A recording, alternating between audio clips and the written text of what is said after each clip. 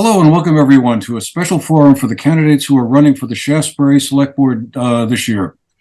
Elections for 2 seats on the Shaftsbury Select Board will be taking place shortly at March town meeting. Australian ballot voting will be taking place on Tuesday, March 7th at the town garage.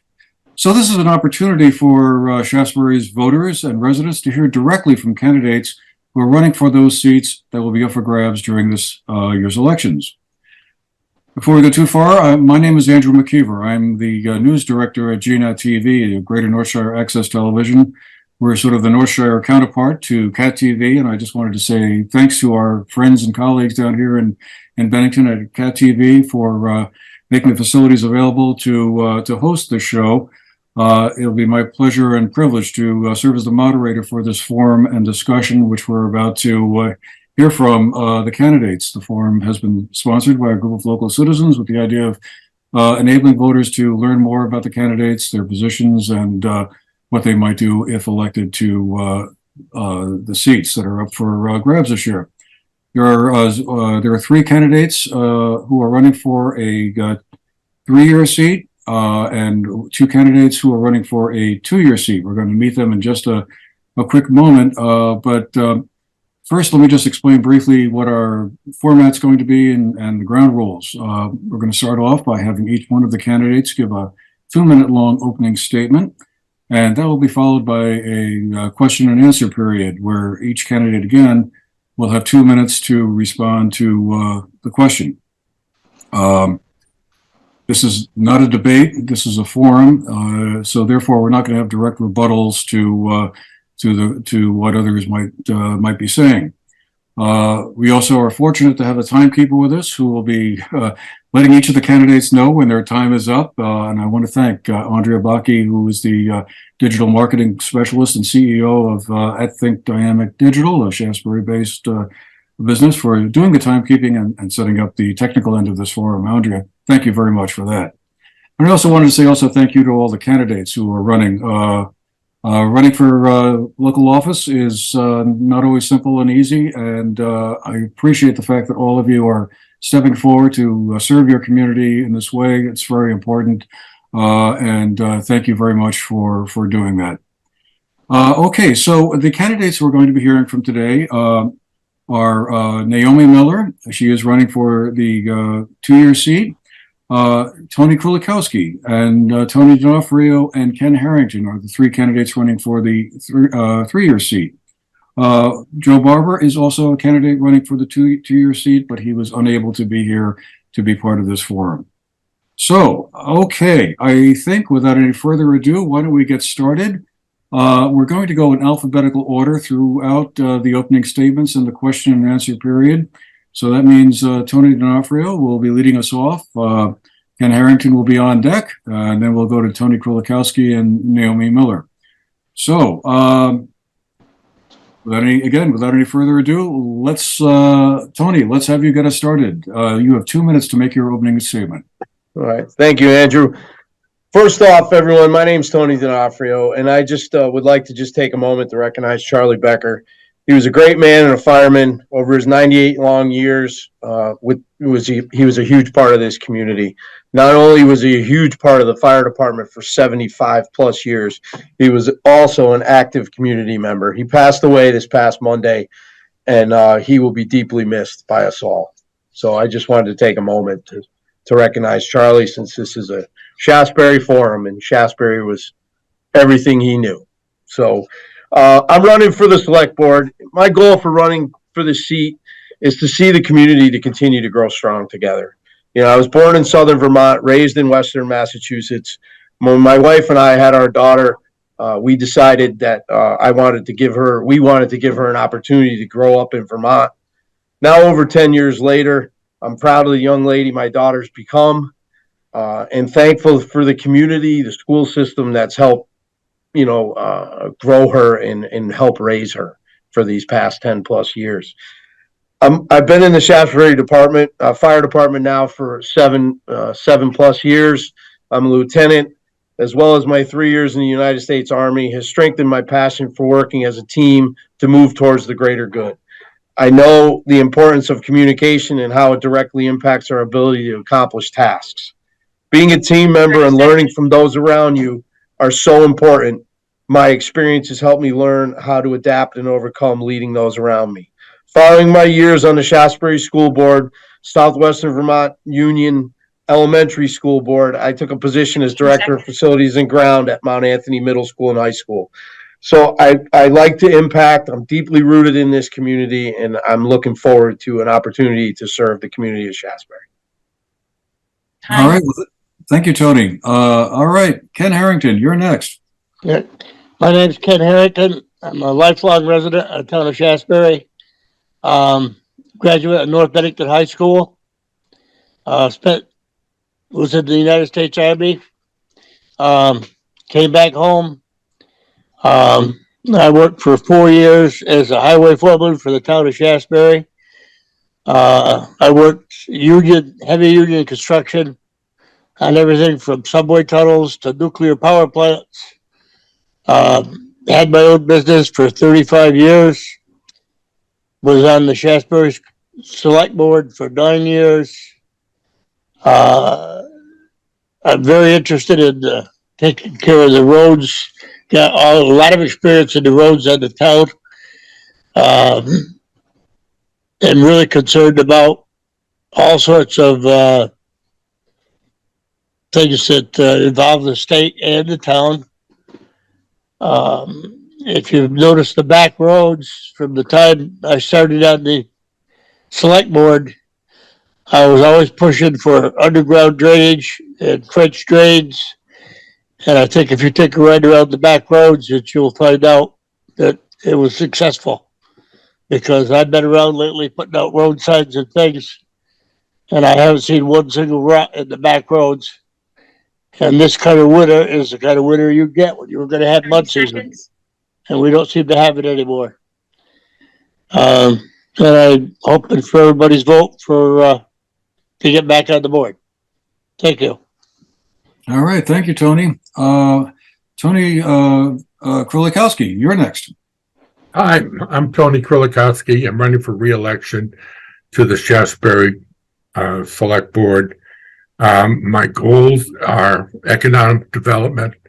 I've been lucky enough to work with the ARPA committee, and where our goal is that we will continue with that effort.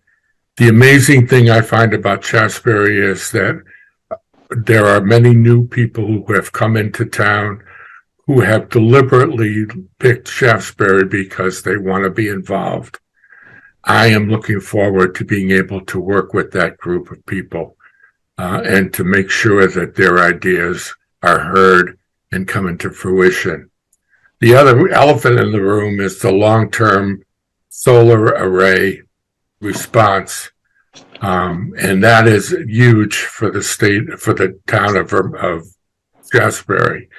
I'm looking forward to working for a long-term solution to get that genie back in the bottle. Thank you. Okay, thank you, Tony. And Ken, I apologize. I think I got you mixed up. Happens to me all the time. Don't worry about it. Anyway, too many Tonys in the room, I guess, that's a problem. All right, well, the three gentlemen there we just heard from are the ones who are running for the 3-year seat. Now we're going to move on to hear from Naomi Miller, who is running for the 2-year seat on the select board. Naomi, your turn. Thank you. Hi, so I'm Naomi Miller. I'm one of those people that Tony Krulikowski just mentioned who has recently moved here. I've been here 6 years. And I arrived here eager to participate in my community and learn about it. I grew up in New York City. I moved to the Hudson Valley in my 20s and watched the community I moved to there change over the course of 35 years from a rural dairy farming close-knit community to a sprawl of suburban housing because of a lack of mechanisms for people really getting together and talking about how they wanted the future of their town to unfold. And I just was sure I would never let that happen around me again without trying my best to participate. I have a long history of working in union leadership. I was a union leader for 30 years in the faculty union in a community college where I taught. I have very strong feelings about leadership as really not as a way to impose your own beliefs on other people, but as a way to help people find solutions that everyone can live with together. I share with Tony the hope that we can do that around that elephant in the room. And I hope that we can do it with many other things that will be facing us like that in the coming years. Thanks. Okay, thank you, Naomi Miller. Okay, well, let's proceed then to our question and answer segment here of our show. This first question will take us back to Tony D'Onofrio, who will be the first responder, and then we'll move alphabetically through the rest of the candidates. This first question is sort of a general one. What do you see as the town's major priorities at this point? And what are some of the most important issues you see facing your community? Okay, thanks, Andrew. I think one of the Naomi and Tony kind of hit it on the head. I mean, we have a chance right now to become energy independent from other states, other countries. But I don't feel that an 85-acre solar project that we're selling all the power out of state to is the answer. I think we have an opportunity to identify preferred sites. We have capped landfills. We have a new town garage with a brand new roof. We have a school. We have 2 firehouses. We have a gravel pit on Cider Mill Road. I know we don't own it, but there's opportunities to identify preferred sites for solar, wind, whatever non-fossil fuel we decide to go with, and identify those, put those in a town plan, and that would allow us to become energy independent as a community, as not just Shaftsbury, but a community where we can benefit from solar fields, a wind turbine, whatever we choose to do. And we don't have to sell it out of state and get a tax break that if you break it down per person in the town of Shaftsbury, it's about $28. So, to me, that's not much of a tax break. I think there's a better way we can do this, put our heads together, come up with a better plan, and really achieve that non-fossil fuel energy independence as a community where we'll greatly benefit from that. Okay, thank you, Tony. Ken Harrington, same question. What do you see as the town's major priorities at this point? Well, I think right now it's that solar field. And Naomi said it's an elephant in the room. I don't think it's an elephant. I think it's a herd. And it's been said that the town of Shaftsbury, between the education or the school and the town, would get $200,000 out of that. That was said by the representative, I believe, from the solar field. I have here a tax bill from the town of Ludlow that has, as far as I was told, is close to the same size. The tax bill from that solar field is $36,000 a year. I don't think it's worth destroying that much property, 85 acres, for a solar field that is, Tony said, the power's going out of state. I am not opposed to solar. I have gone to virtually every planning board and select board meeting since the middle of January. Both the planning board commission and the select board, other than one member, has refused to do anything about this field. What I would like to see is, and I asked the select board to put it on a ballot, the Australian ballot, 30 seconds. for the March meeting, and they would not do it. And I feel that you would have had more leverage with the state of Vermont if that had been done.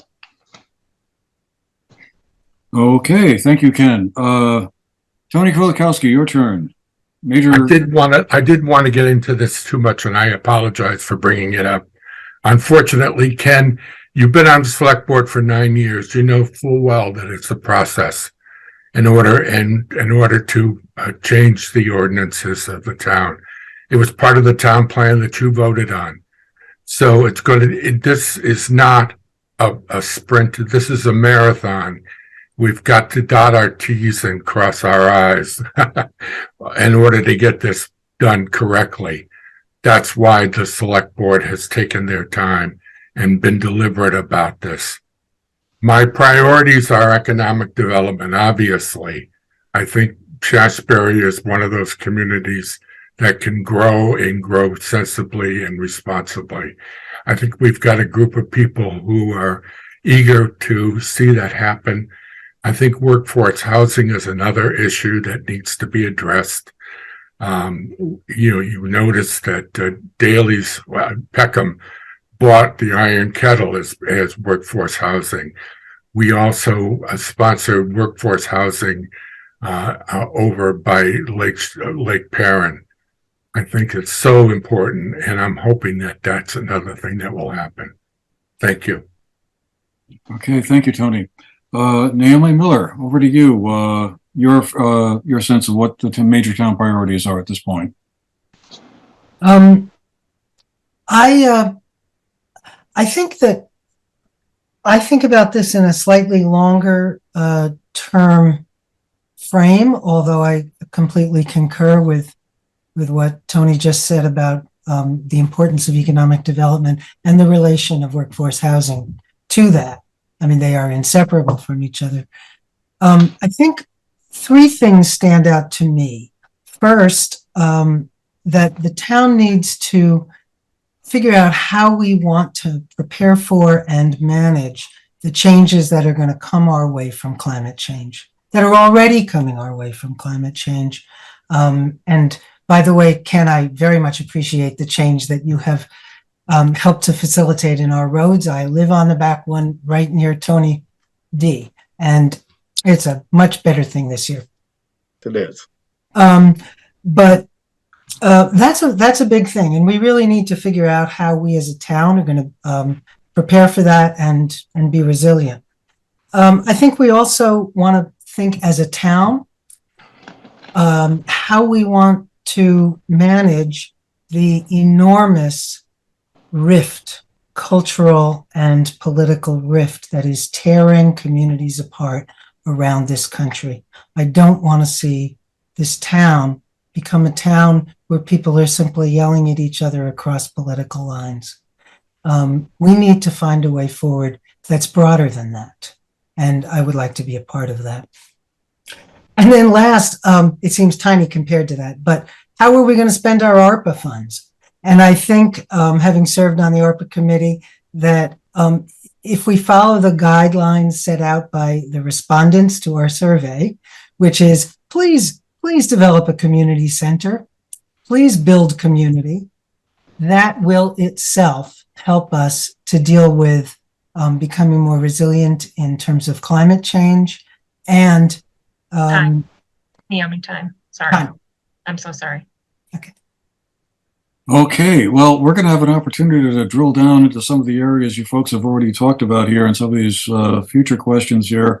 For our second round of questions, and going back now to Tony D'Onofrio here for the first response, this one deals with housing. A couple of you mentioned that in the course of the first round.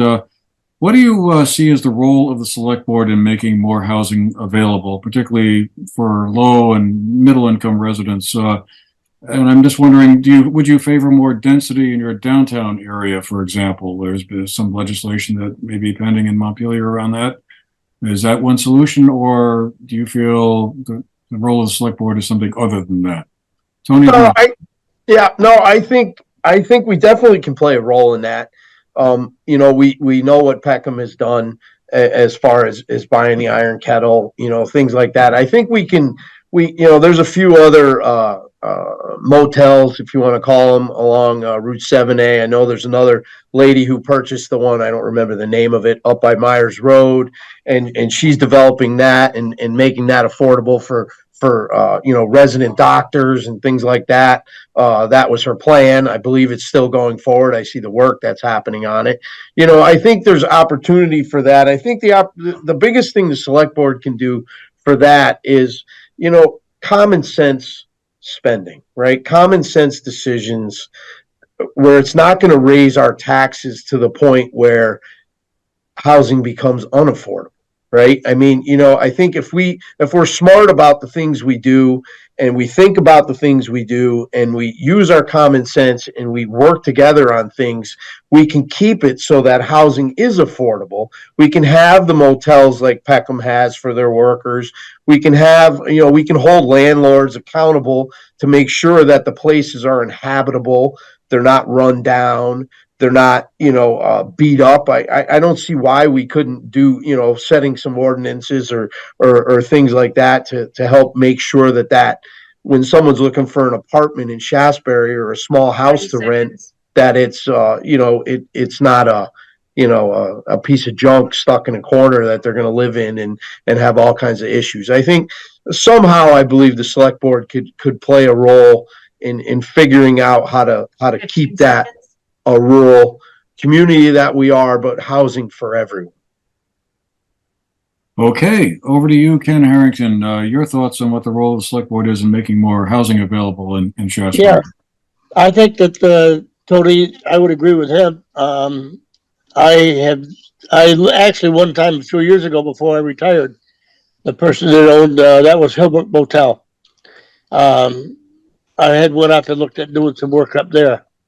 I haven't seen a horrible need for housing or shortage of housing that I have seen around town.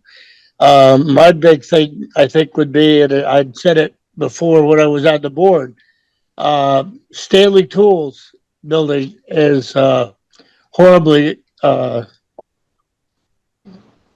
what it could be doing. It could be a lot more work and a lot more jobs down there if it was figured out the right way. I'm not exactly sure how that is, but I would like to look into that. I think that would be a bigger priority maybe for me than housing. Okay, thank you very much, Ken. Yeah. Tony Krulikowski, over to you. Your thoughts on housing? Well, our goal, our role as a select board is to oversee the town plan. If you read the town plan carefully, all of the things that have been mentioned are in there. We're talking about density of population, of housing, preserving the outer, more rural areas so that they are more pastoral. And the role of the select board is not to oversee the development per se, but to approve the plans as they're done. Okay, very good. Naomi Miller, your turn. So I have been serving on the Planning Commission for the last 4 years. I was on the Planning Commission when we developed this last town plan, as a matter of fact. And I've come to understand in that role that it is indeed our zoning bylaws that really do the trick with housing. Mm-hmm.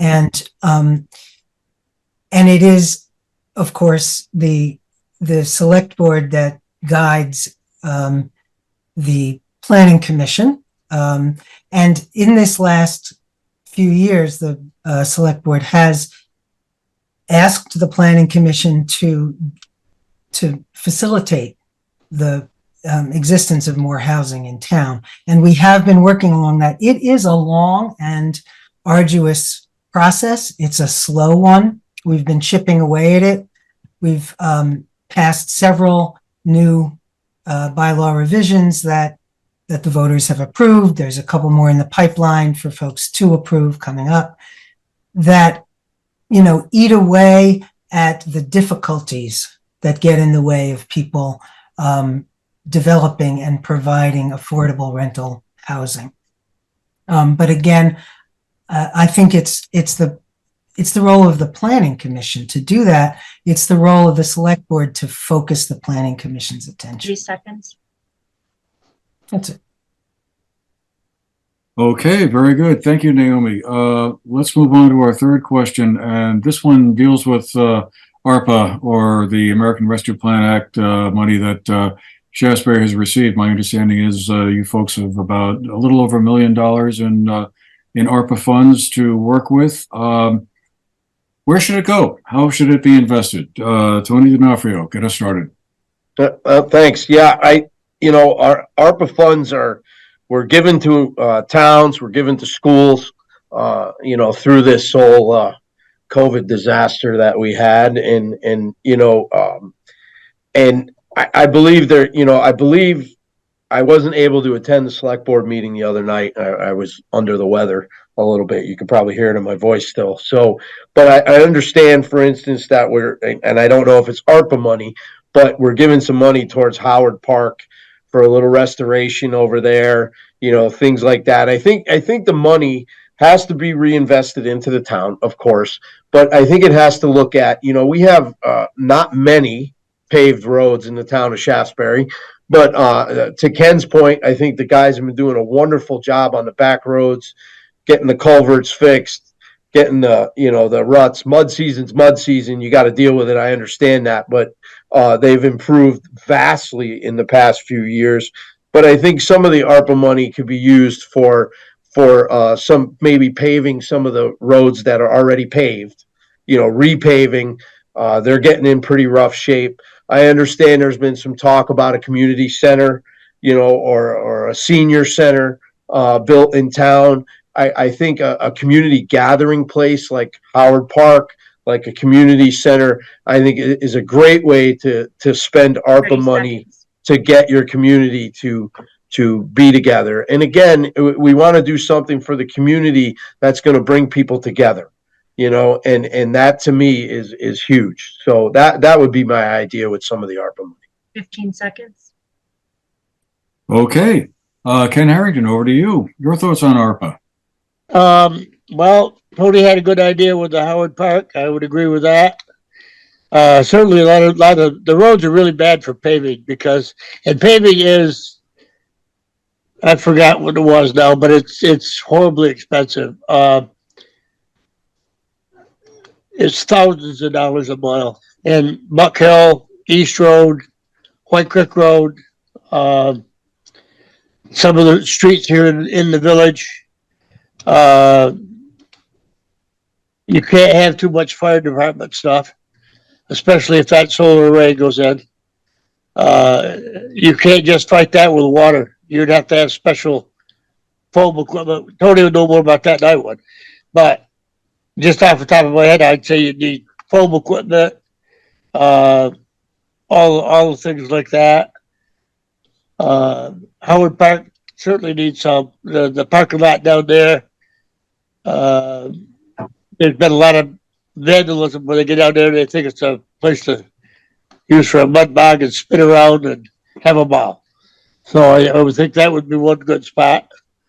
And I guess that's all I can think of right at the moment. Okay, thank you, Ken. Tony Krulikowski, over to you. Your thoughts on ARPA? Well, I was lucky enough to be on the ARPA committee, along with some very dedicated people who came up with some wonderful ideas after a town survey. And I appreciate the fact that we've got a lot of feedback from that survey. Our goal with the ARPA money was to use it as impetus for other funding that was available as matching grants for other community events also. But we wanted to concentrate specifically on economic development. That was an important goal. And I'm so glad that Martha is head of that committee and that Naomi and Andrea are serving on it, because they came up with some wonderful ideas. We're going to use some of that money to use to beef up Cole Hall as a community center, as it once was. I remember Joe Barber talking about going to a movie there.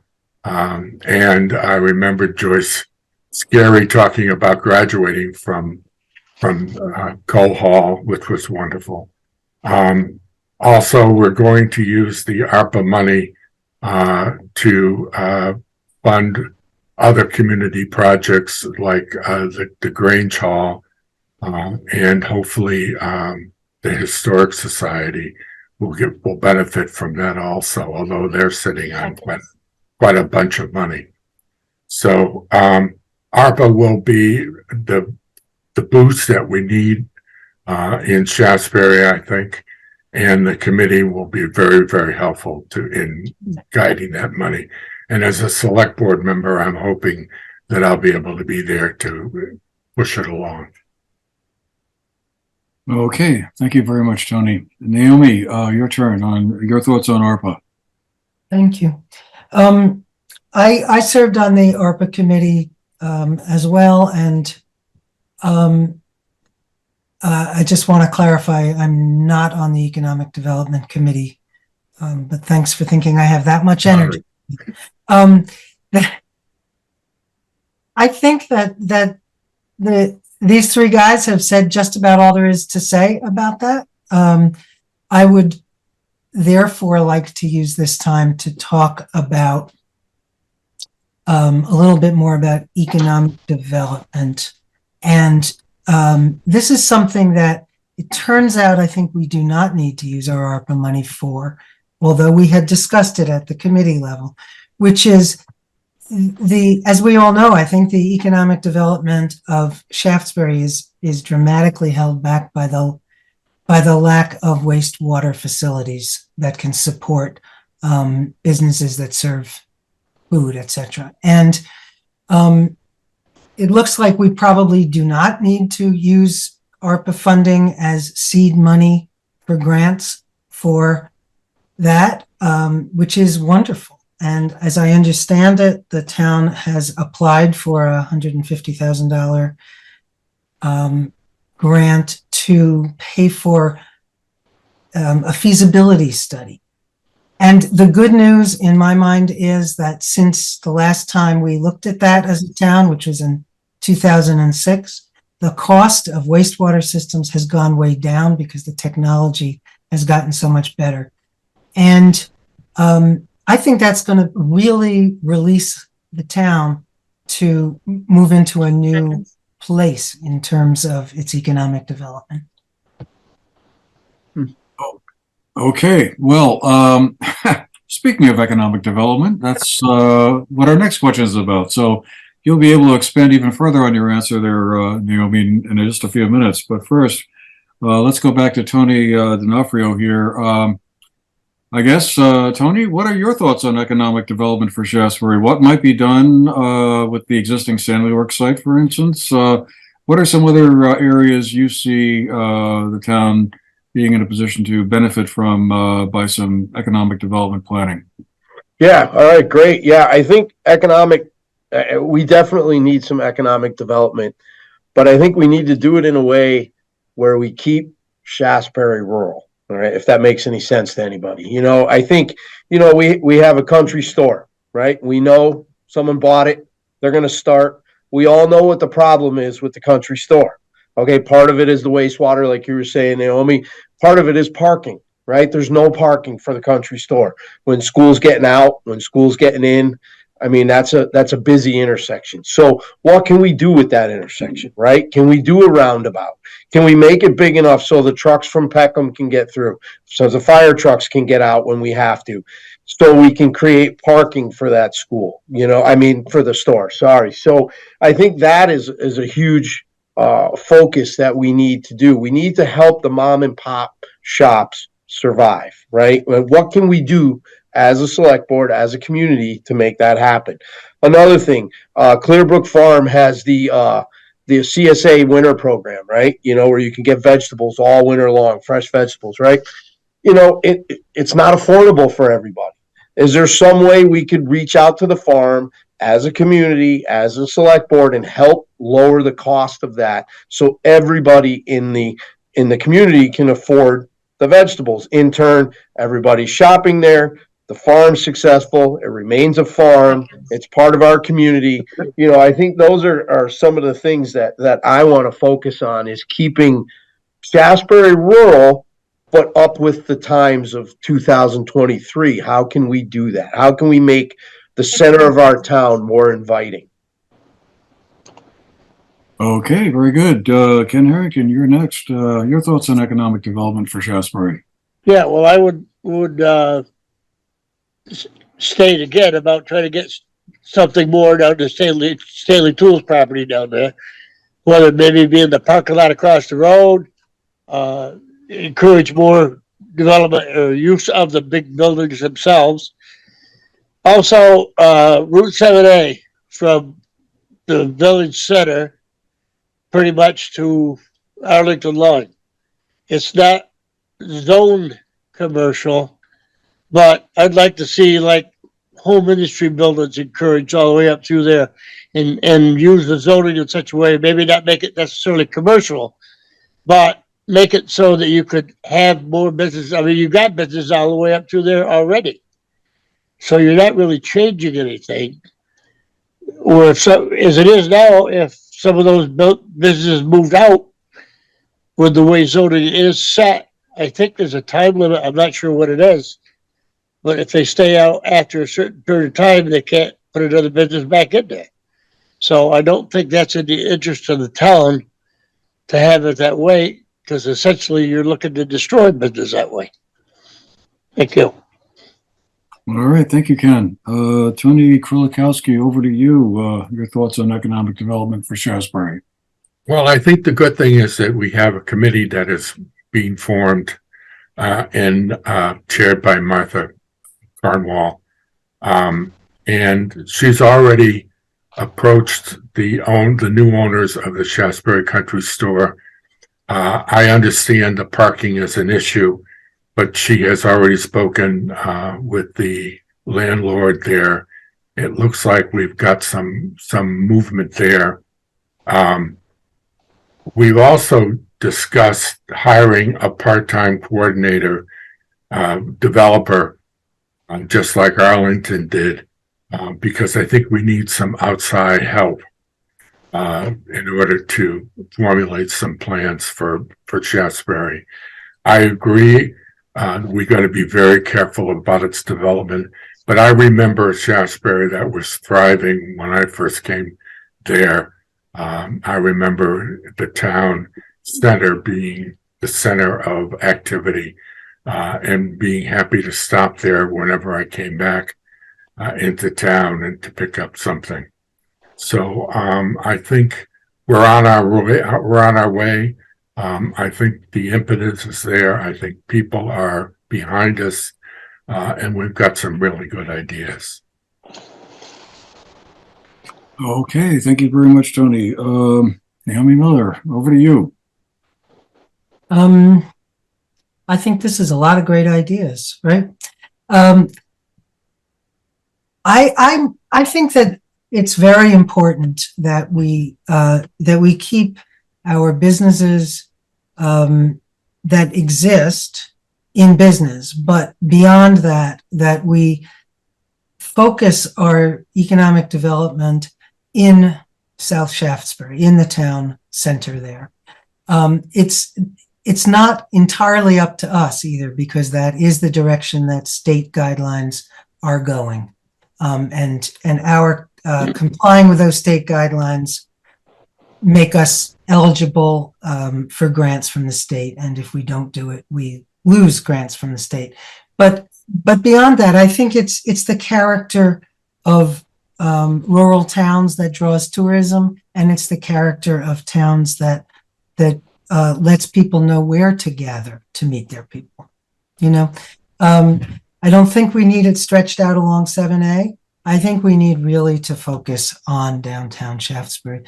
And for that, I think it goes back to housing as well. I think we need to be developing affordable housing right in the town center.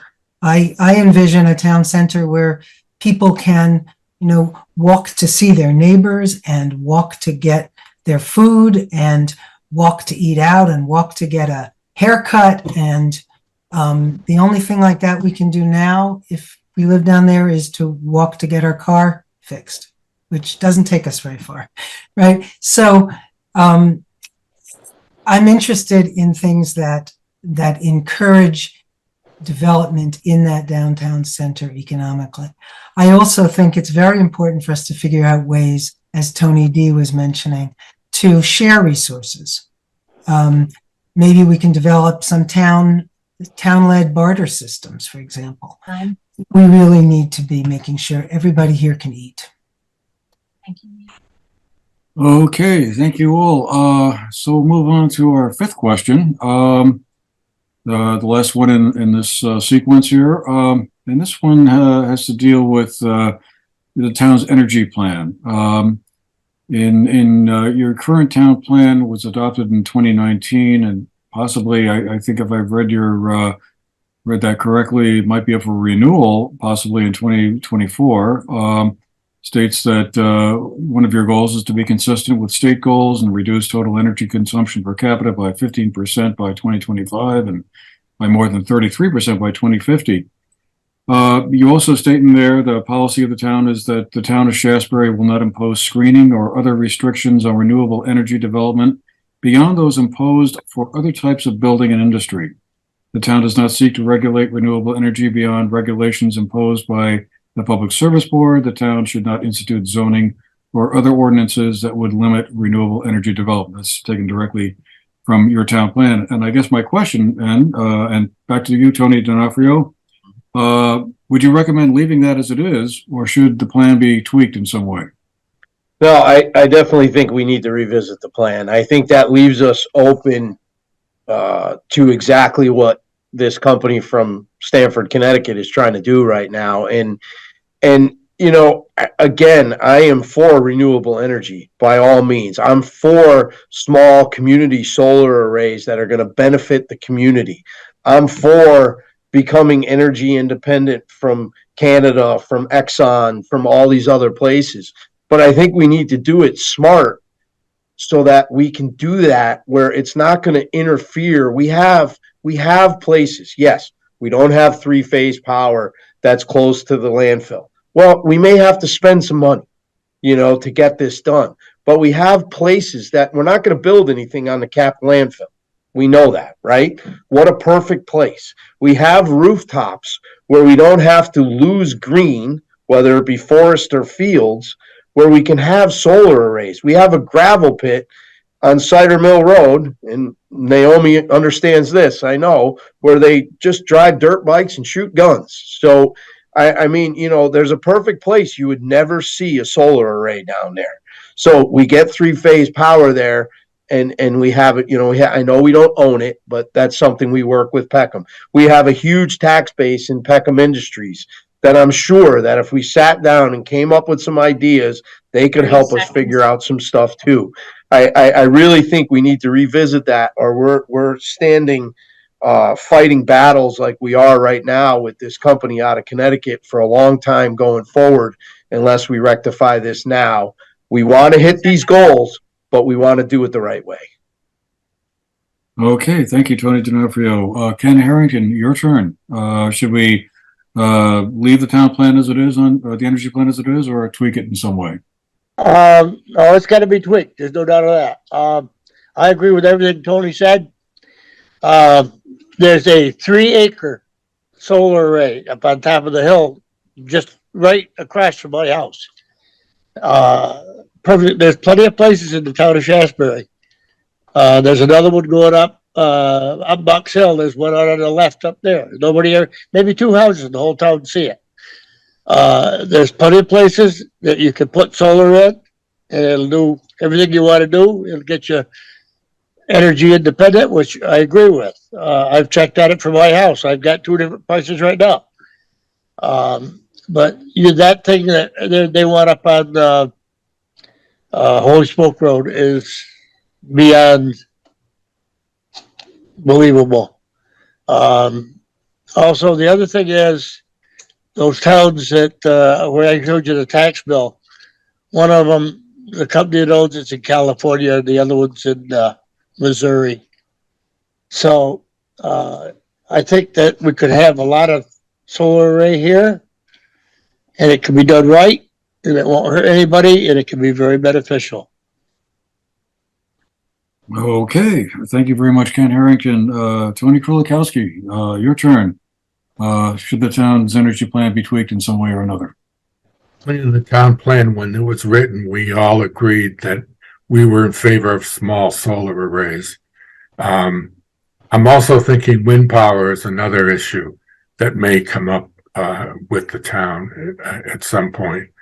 I think we need to go back and put in very much the same kind of ordinances that the town of Bennington has put in as far as the aesthetics of the solar array and where to put it. I agree that there are certainly many places that could benefit from it and places that are not intrusive. Can we be independent? I hope so. I hope we can be. It's going to be a matter of time. And hopefully with technology, it's going to get a lot smaller. So it won't be as massive as it is. Okay, thank you, Tony Krolikowski. Naomi Miller, your turn. Yeah, I have been encouraging our town to develop what's called an enhanced energy plan since 2018, I guess.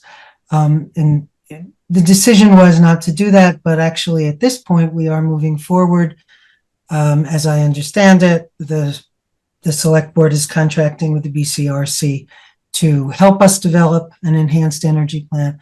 That is something that will go into effect before our new town plan could. And it's really the important thing. It's what has prevented us from having high priority legal standing with the PUC in terms of this Shaftsbury solar project issue. If we had an enhanced energy plan, we would have a lot more to say about this. And we should have one going forward, and it looks like we will. And I think the town plan will sort of automatically be amended by the enhanced energy plan once we adopt it. So I'm not too worried about the town plan itself, but I'm very glad that we're going to be developing an enhanced energy plan, which will construct preferred sites and figure out how to do that in a way that meets our goals and that complies with the state's energy goals and regulations. So I'm real encouraged about that. It's too bad we hadn't done it before this, but here we are, right? So moving forward, I think we all have to be paying attention to that enhanced energy plan and its development. People will have plenty of opportunities to weigh in on it, and I hope everybody does. Okay, thank you, Naomi. Well, that concludes our question and answer segment of our program today, our forum. So now we're going to go to closing statements from each of the candidates. 1 minute from each of you, just to kind of wrap things up or get in whatever it is you wanted to say during the conversation before and didn't have a chance. And as I said at the beginning, we'll go in reverse order this time just to kind of keep all of us on our toes here. So Naomi Miller, you get to go first with a closing statement. 1 minute. Okay.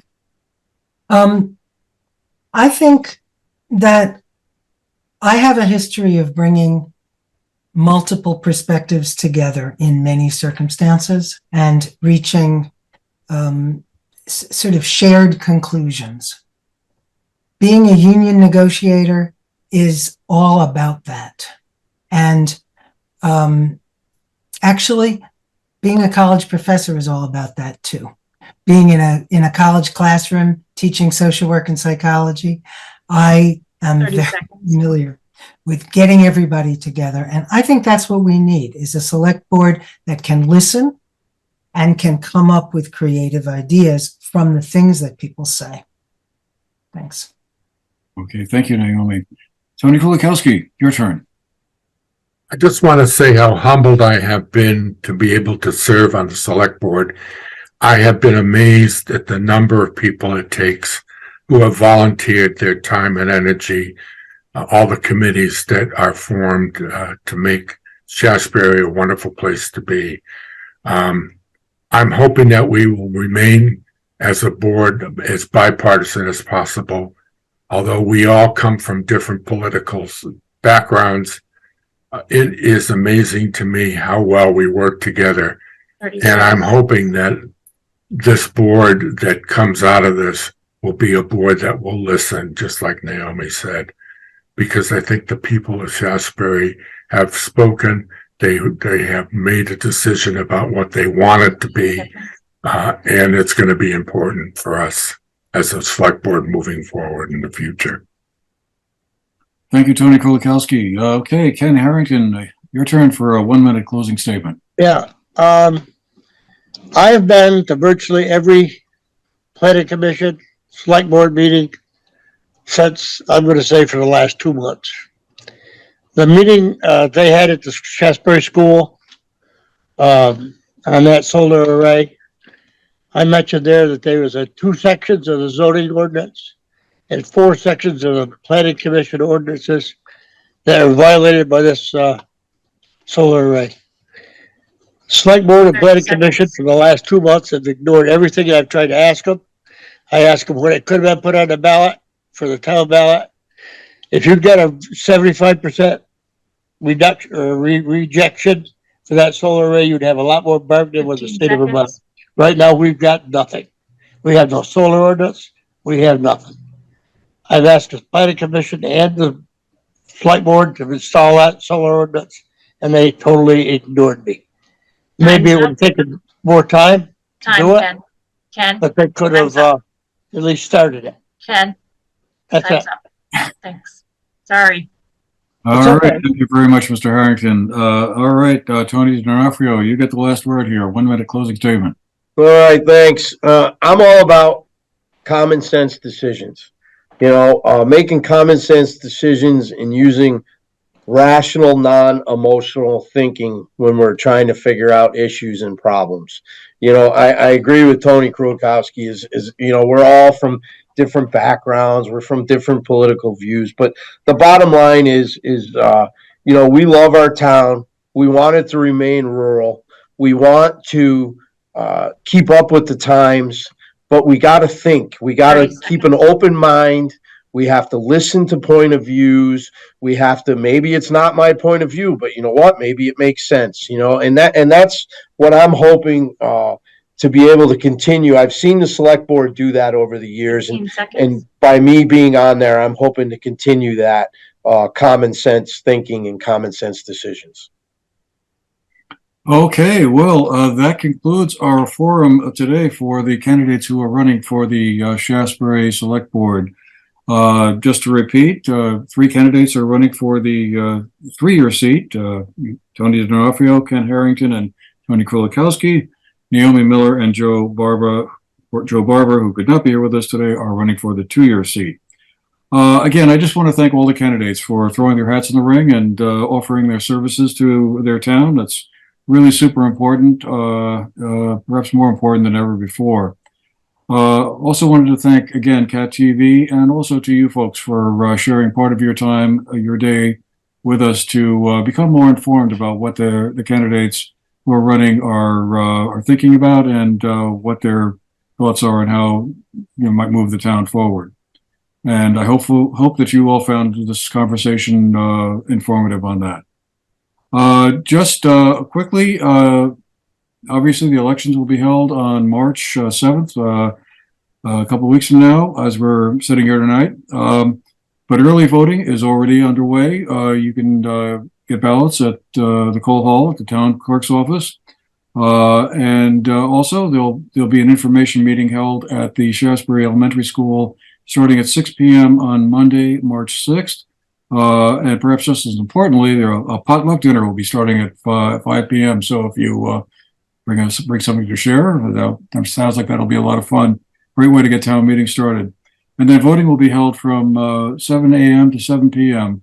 The next day, Tuesday, March 7th, at the town garage. You can also attend the meeting, the information meeting via Zoom. You can go to the town's website, shaftsburyvt.gov, for the Zoom link and take part in it that way. So again, that wraps us up for today. Hope you found this conversation informative. I sure did. Very interesting to hear from all the candidates we had here today. Tony D'Onofrio, Ken Harrington, Tony Kulikowski, Naomi Miller. Thank you very much for making the time to share your views with the voters. And well, good luck at the polls. Thanks again, everyone. Thank you. Andrew. Thank you, Andrew.